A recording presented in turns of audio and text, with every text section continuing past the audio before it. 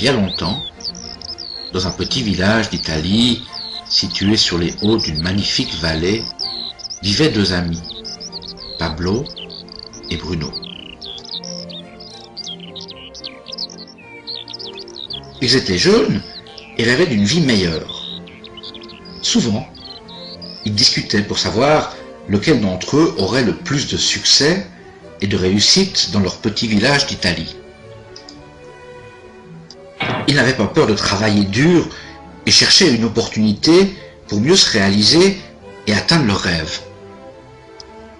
Un jour, cette opportunité leur tendit les bras. Le maire du village cherchait deux personnes pour transporter des seaux d'eau du haut de la montagne voisine, d'où il fallait redescendre dans la vallée, puis acheminer ces mêmes seaux dans le réservoir situé au cœur du village. Ils seraient payés le soir même 1 € par seau d'eau déversé dans le réservoir. Bruno et Pablo, enthousiasmés par l'idée d'être rémunérés au seau, acceptèrent le travail proposé. Chaque jour, du matin jusqu'au soir, un seau d'eau dans chaque main, ils assuraient le transfert du haut de la montagne voisine, passant par la vallée, pour remonter jusqu'au réservoir et déverser le contenu. Ils travaillaient très dur, chaque jour qu'il leur était donné. Le soir, ils faisaient le dernier trajet au coucher du soleil. Bruno se satisfaisait de son travail et surtout de l'argent qu'il gagnait. Il était sûr qu'avec cette activité, il pourrait réaliser son rêve. Bruno a même pensé qu'il pourrait transporter de plus gros seaux. De cette façon, ses revenus seraient supérieurs et que très rapidement, il achèterait une vache et surtout la maison de ses rêves.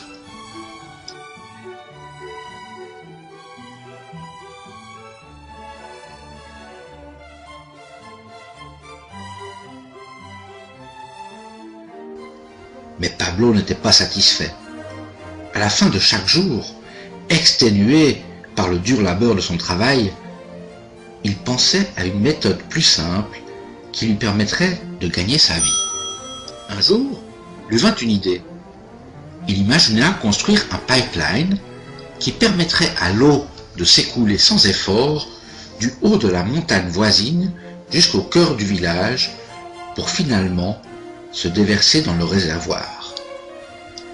Avec ce pipeline, il y aurait toujours de l'eau qui s'écoulerait sans même avoir à transporter de seaux. Il trouva une nouvelle motivation et se mit à réaliser les plans. Pablo, bien sûr, partagea son idée avec son ami Bruno et lui demanda de se joindre à lui pour démarrer la construction du pipeline. Mais Bruno lui fit savoir que son idée était folle. Il lui dit que son travail actuel était sûr, payé quotidiennement, et qu'il suffit d'avoir de plus gros seaux pour gagner plus rapidement de l'argent.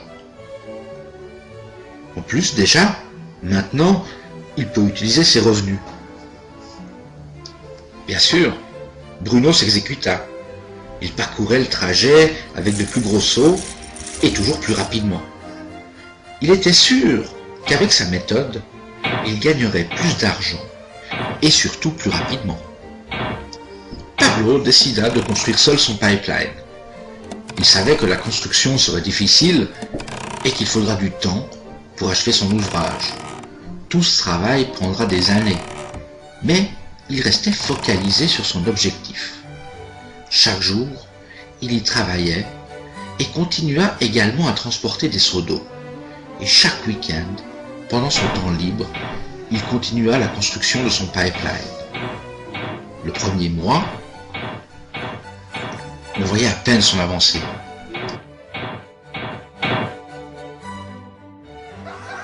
Bruno et les villageois riaient de son idée en le voyant avancer par centimètres.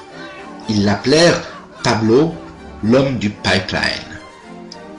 Durant ce temps, Bruno doubla ses revenus. Il avait déjà acheté une vache et une plus grande maison. Son style de vie changea. Il passait du temps au bar après son travail, profitant de ses revenus élevés, offrant des verres aux villageois pour partager de bons moments. Ce que Bruno ne réalisait pas, c'est que son corps ne suivait pas son rythme. Les sauts semblaient toujours plus lourds et son dos lui faisait souffrir.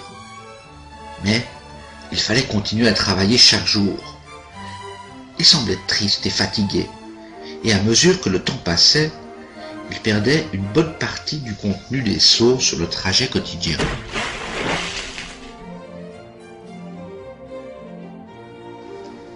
Mois après mois, Pablo travaillait à son pipeline. On voyait l'avancement, et au bout de 2 ans d'efforts, Pablo termina son pipeline. Il peut maintenant l'utiliser pour laisser l'eau s'écouler du haut de la montagne voisine jusqu'à dans le réservoir au cœur du village.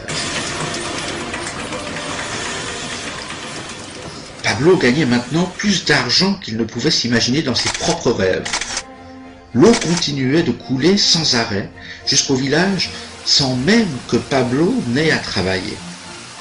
Il profitait de se reposer, d'aller au bar et de se prélasser à l'ombre de magnifiques arbres. Pablo était heureux et le secret de sa réussite se trouvait dans la persévérance et le dur travail de construction. Maintenant, ses revenus augmentaient au même rythme que l'eau coulait à l'extrémité de son pipeline. L'histoire de Pablo et Bruno est un reflet de notre vie quotidienne. Transporter des seaux représente ce que font la majorité des gens pour acquérir de l'argent. Bruno utilisait son temps et ses capacités à transporter des seaux en échange d'argent. Plus il gagnait de l'argent, plus il le dépensait et avait besoin de seaux plus gros pour couvrir ses dépenses. Nous croyons toujours que pour gagner plus, il faut travailler plus dur. Par exemple, faire des heures supplémentaires ou augmenter le volume de travail pour obtenir une position cadre.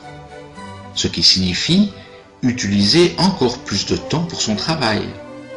La plupart des individus échangent leur temps contre de l'argent, comme Bruno. Nous savons que chacun a à disposition 24 heures par jour et qu'il n'est pas possible d'utiliser la totalité de son temps au travail. Les temps difficiles sont lorsque nous n'avons plus la santé suffisante pour notre tâche et lorsque l'âge ne permet plus la même activité. Dès cet instant, nos revenus s'estompent dramatiquement. La méthode de Pablo fut différente. Il n'a pas échangé tout son temps contre de l'argent. Il a utilisé une partie de celui-ci à construire un pipeline. Il savait que ce pipeline lui procurerait des revenus aussi longtemps que l'eau coulera. Il savait qu'en effectuant une tâche unique, chaque jour un petit peu, ceci lui procurait des revenus pour la vie, qu'il soit âgé ou même malade. Il savait également que pour réaliser ses ambitions, il devait travailler dur un certain temps et persévérer jusqu'au bon fonctionnement.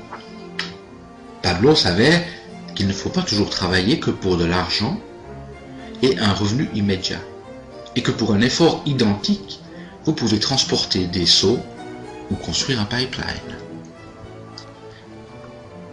Cette petite animation est tirée du roman de Burke Hedges, La parabole du pipeline. Comment quiconque peut construire son pipeline de revenus résiduels dans la nouvelle économie. Et vous maintenant? Quelle solution allez-vous choisir? Celle de Pablo ou celle de Bruno?